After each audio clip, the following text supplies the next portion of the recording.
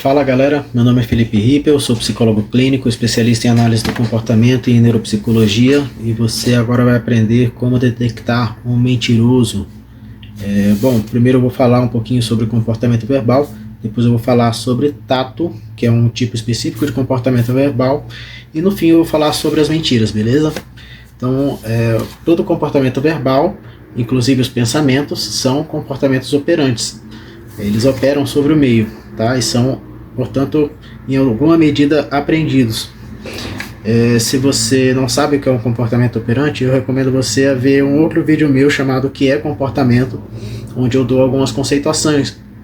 Por exemplo, que seria um estímulo incondicionado, um estímulo condicionado, um comportamento operante ou um comportamento respondente. Vimos que todo comportamento verbal é um comportamento operante. Agora, qual seria a conceituação específica de comportamento verbal? Comportamento verbal é todo comportamento cujo reforço depende do comportamento de um outro indivíduo, tá? Alguns processos que o organismo compartilha com outras espécies alteram o comportamento para que ele obtenha um intercâmbio mais útil e seguro em determinado meio ambiente. É isso que a gente chama de comportamento operante, né? Uma vez estabelecido um comportamento apropriado, suas consequências agem através de processos semelhantes para permanecerem ativas. Se, por acaso, o meio modifica, formas antigas de comportamento desaparecem, enquanto novas consequências produzem novas formas. Beleza? O comportamento altera o meio através de ações mecânicas e suas propriedades ou dimensões se relacionam frequentemente de uma forma simples com os efeitos produzidos. Então, por exemplo, o comportamento de abrir a porta gera como reforço a porta aberta para que você possa passar. Esse reforço é uma alteração no meio ambiente, né? Então, muitas vezes, porém, um homem age assim apenas indiretamente sobre o meio, do qual emergem consequências últimas do seu comportamento. Então, seu primeiro efeito é sobre outros homens, outros seres humanos. Então, por exemplo, um homem que está com sede, ele pode ir até o bebedouro e pegar água, ou ele pode pedir para alguém pegar água para ele, certo? Então, a gente produz um comportamento constituído por certo padrão sonoro, o qual, por sua vez, induz alguém a lhe dar esse copo de água ou o que quer que ele tenha pedido. Os sons em si mesmo são facilmente descritíveis em termos físicos, mas o copo de água só chega ao falante como consequência de uma série complexa de acontecimentos que incluem o comportamento de um ouvinte, tá? Um tato, gente, é um tipo específico de comportamento verbal sob controle de estímulos não verbais. O que isso significa? Tá? Um tato é quando você descreve eventos. Então, por exemplo, ontem assisti a um filme. Quando eu falo ontem assisti a um filme, o filme é um estímulo não verbal, né?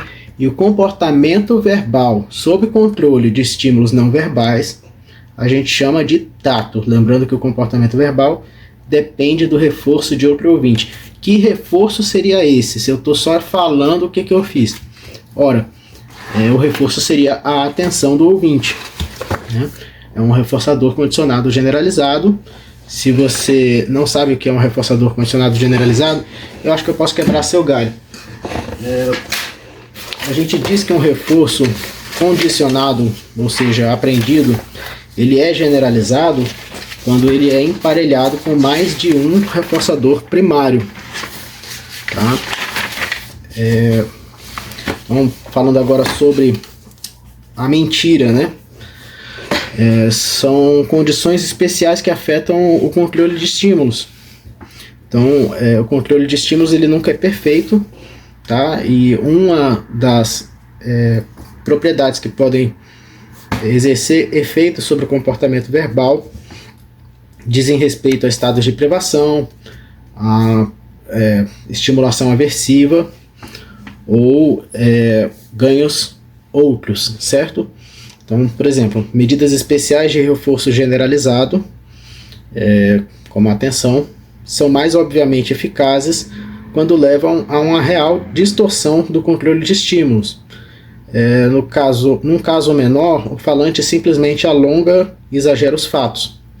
Ele superestima o tamanho de um peixe que fisgou ou minimiza o perigo de um ataque do inimigo.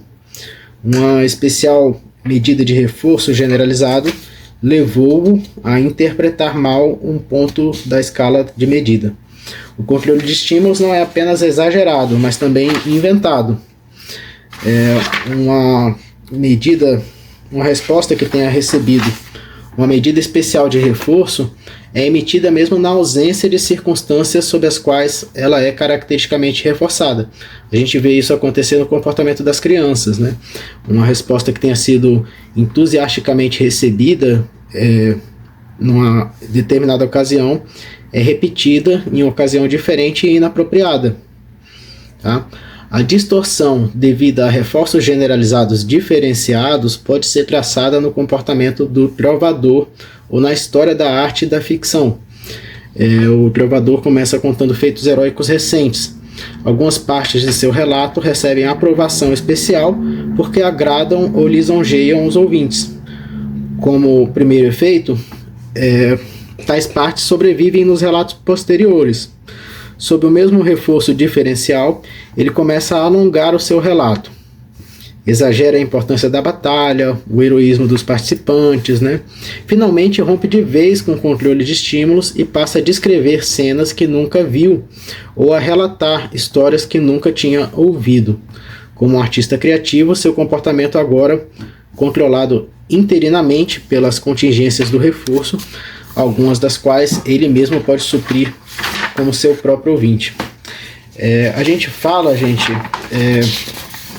que o reforço modela o comportamento das pessoas da mesma maneira que um escultor modela a argila. Então, a gente pode traçar,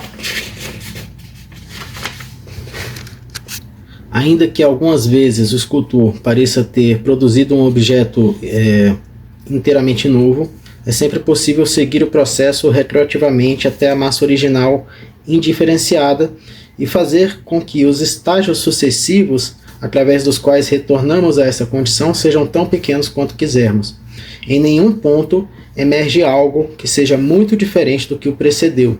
Aqui eu estou citando Skinner em Ciência e Comportamento Humano. A gente até admite que mutações de comportamento podem acontecer. Se você nunca foi exposto àquelas contingências anteriormente, é bastante provável que o seu comportamento seja um tanto quanto imprevisível. Porém, qualquer questão, a maior parte do nosso comportamento ela depende de contingências ambientais, se não todo o comportamento que a gente emite, né? Pelo menos o comportamento visível ou operante. Então, se eu sei que o João acorda às 7 horas da manhã todos os dias, eu também sei que amanhã ele vai muito provavelmente acordar às 7 horas da manhã. Se eu sei que alguém trabalha de segunda a sexta, das 10 às 5 da tarde, eu posso prever que no dia tal, que é um dia da semana, essa pessoa vai estar trabalhando, né? Se eu sei que uma pessoa come de 3 em 3 horas e fazem 4 horas que ela não comeu, é muito fácil chegar à conclusão de que na primeira oportunidade essa pessoa vai se alimentar, certo?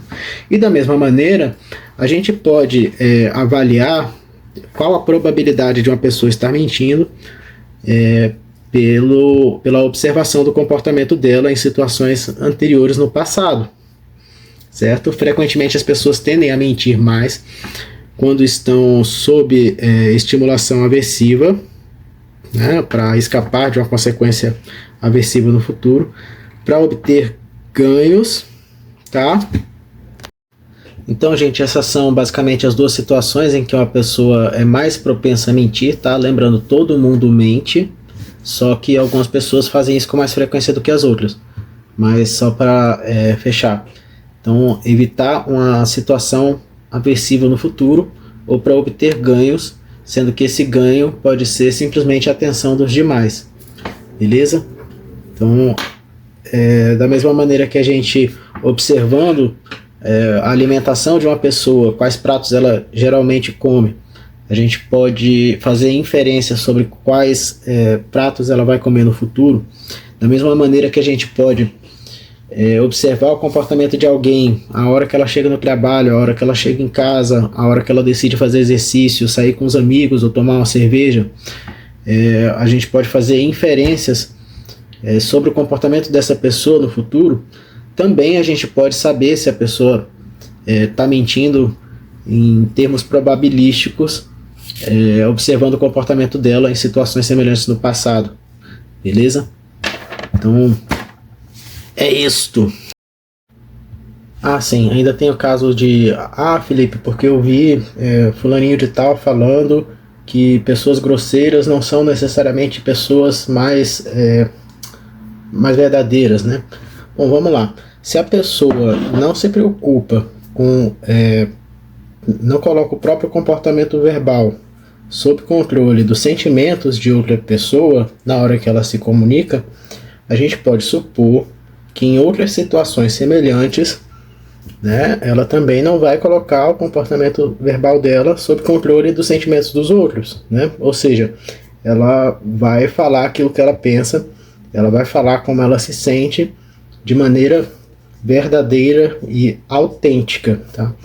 Então, o que leva as pessoas a falar esse tipo de coisa? Muitas vezes a gente encontra na internet pessoas que sobrevivem da produção de conteúdo.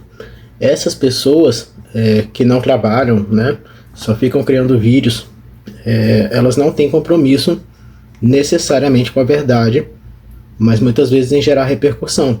Esse é todo o modelo de trabalho dos Red Pill, né? Então eles falam verdades, né, que não são verdades, mas que por entrar em contradição com aquilo que a gente acabou considerando o senso comum, né, que diz respeito ao reconhecimento dos direitos das minorias e tudo mais. Então, isso acaba gerando bastante repercussão e, consequentemente, dinheiro para essa pessoa. Tá? Então, se a pessoa que você está assistindo, ela só faz vídeo para a internet, ela não oferece nenhum serviço, ela não tem compromisso com falar verdades, com falar coisas que estão empiricamente embasadas, se ela não posta referências bibliográficas, né, de artigos empíricos principalmente. Então, muito frequentemente aquilo que ela fala está sob controle discriminativo do dinheiro que ela recebe com o vídeo que ela faz, tá? Então é sempre importante a gente se questionar se aquilo que a gente está escutando de uma pessoa da internet é condizente com aquilo que acontece na vida real, né? A gente pode supor que é uma pessoa que é grosseira com algumas pessoas, mas não com outras. A gente pode supor que essa pessoa está sendo verdadeira, tanto quando ela é grosseira, quanto quando ela afirma gostar de alguém. Beleza? É isto. Ô galera, eu juro que esse é o último, mas na moral, vocês reclamam demais, filho. Fazer vídeo pro YouTube é muito fácil, é só pegar as groselhas que um outro retardado falou, tá ligado?